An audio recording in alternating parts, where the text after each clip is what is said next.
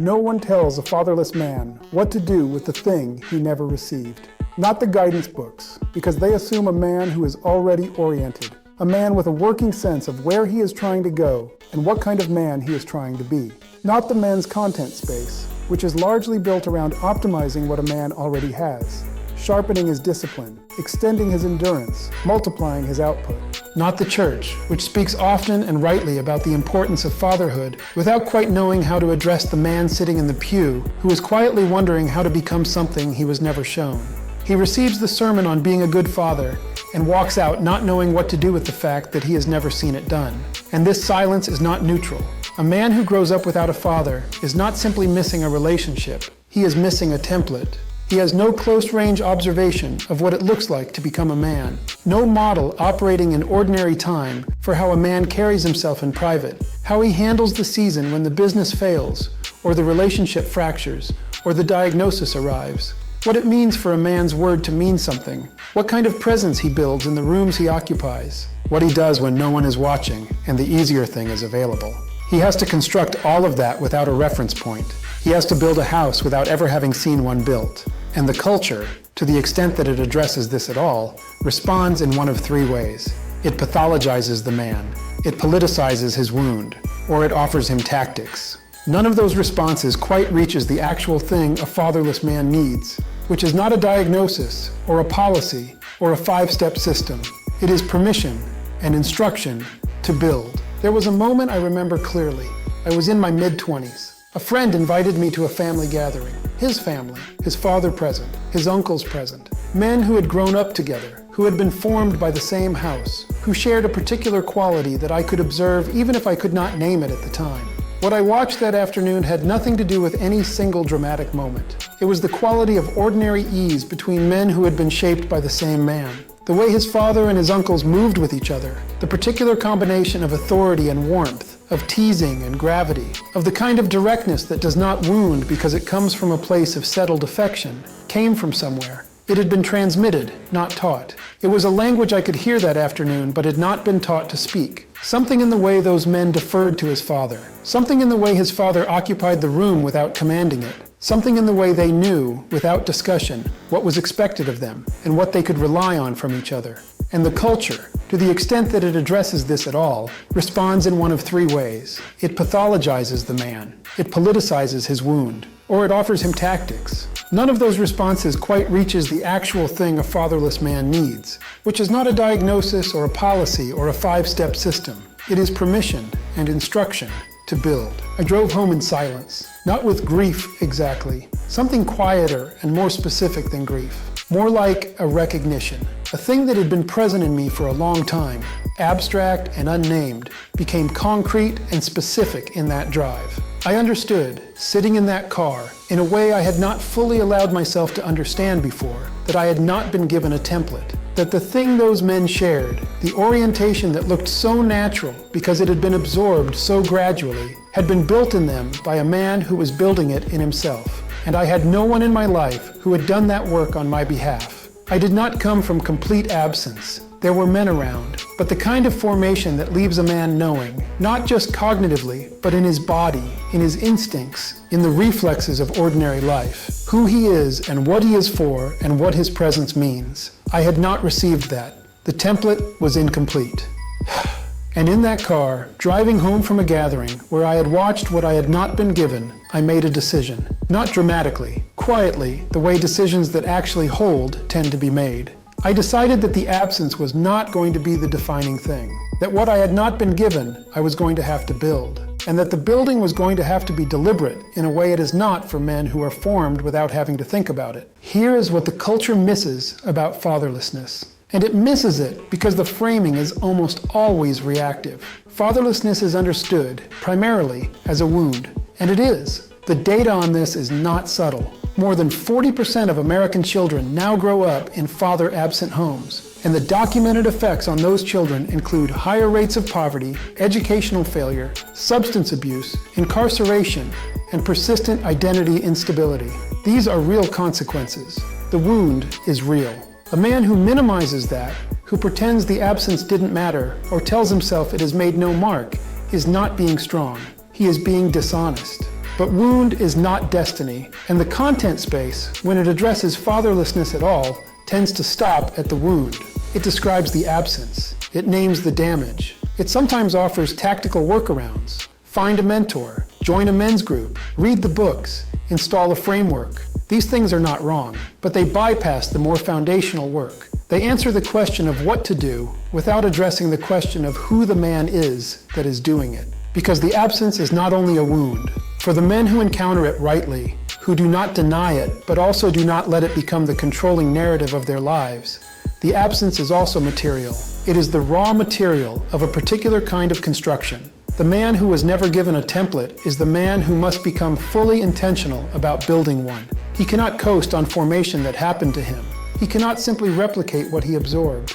He has to choose, deliberately and consciously, who he is going to be and where he is going to get the architecture for that identity. This is harder than what most men face. It is also, and I say this not to romanticize a wound, a strange kind of gift. Because the man who has to build intentionally has the chance to build well.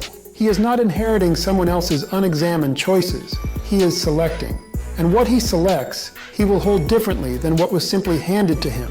So what does that building actually look like? The first movement, and it is the one most men resist, is honest inventory. Not a therapy excavation, not a performance of grief, a factual accounting. What, specifically, was not given? Not as accusation toward the man who was absent, not as an extended exercise in complaint, but as clear-eyed orientation. A man who has not done this work, who has avoided the question of his own formation, who has stayed busy enough to keep the question at arm's length, will build on what happened to him without knowing he is doing it. He will unconsciously replicate what little was modeled, or he will reactively reject it in ways that are just as unconscious, or he will drift through the years reacting to circumstances without a settled sense of who he is responding from. Honest inventory makes the invisible visible. It says, here is what I absorbed, here is what I did not receive, here is where the template is incomplete, and, crucially, here is what I now choose to build. This does not have to be done with a therapist, though that is not a disqualification. It can be done in prayer. It can be done in honest journaling. It can be done in conversation with a man he trusts. What it cannot be done is quickly or without discomfort, but it is finite work. A man does not need to spend the rest of his life doing this accounting. He does it once, honestly, and then he moves. The second movement is choosing. And this is the part that fatherless men often underestimate in its difficulty and its significance. He has to choose, not abstractly but specifically, who he is going to study. Not a composite ideal, actual men. Which men in his life, in his history, in his reading, in his faith community, demonstrate the qualities he is trying to build? Who carries himself with the kind of integrity he wants to develop? Who is the man he watches and thinks, I want to know how he became that? The fully fathered man absorbs this at close range over decades, without ever making a deliberate decision about it. His father models, he watches, he absorbs. The fatherless man has to be deliberate about seeking the exposure and attentive when he has it. He has to learn, perhaps for the first time, how to receive formation, how to sit with a man who has what he needs and actually let it change him. Then there is the third movement, the one that no system addresses adequately, acting from the chosen identity before it fully feels like his own. This is where the work gets quiet and difficult in a way that is hard to explain to someone who has not experienced it.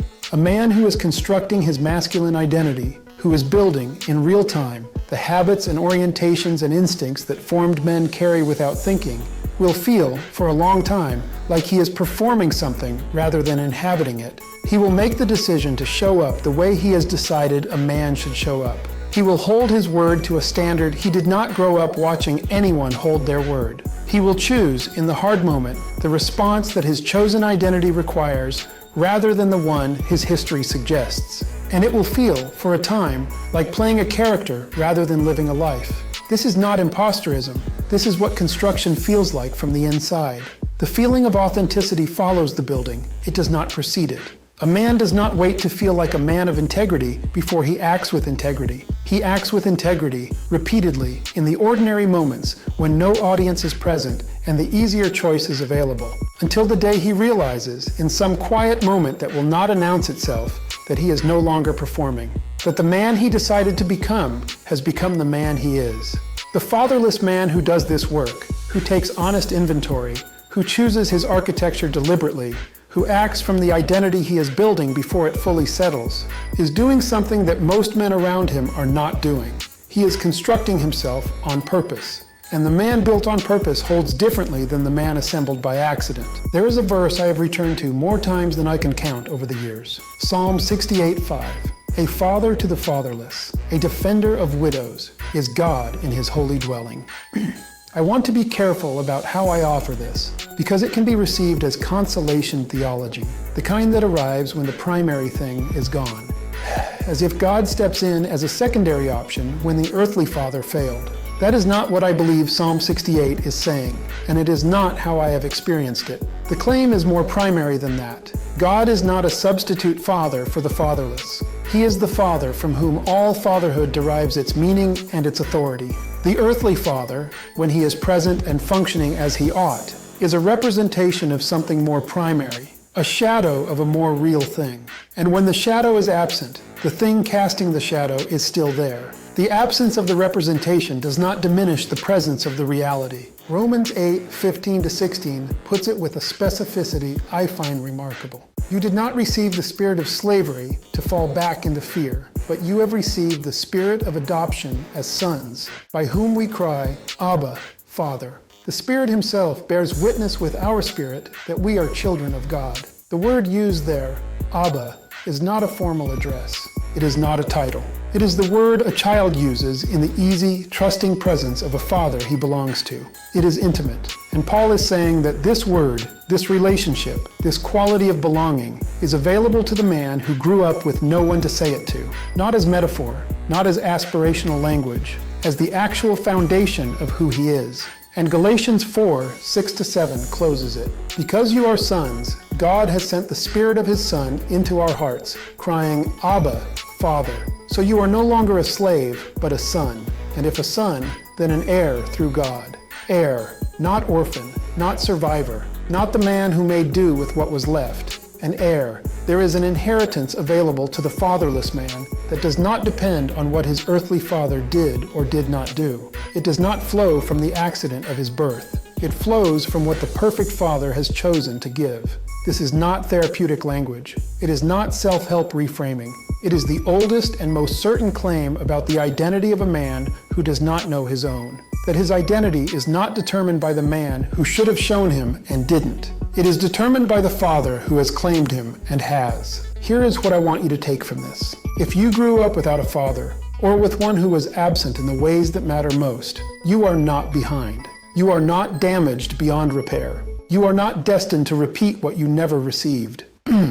You are a man who has been handed a more demanding assignment than most, which is to build deliberately and consciously what most men receive without ever having to think about it.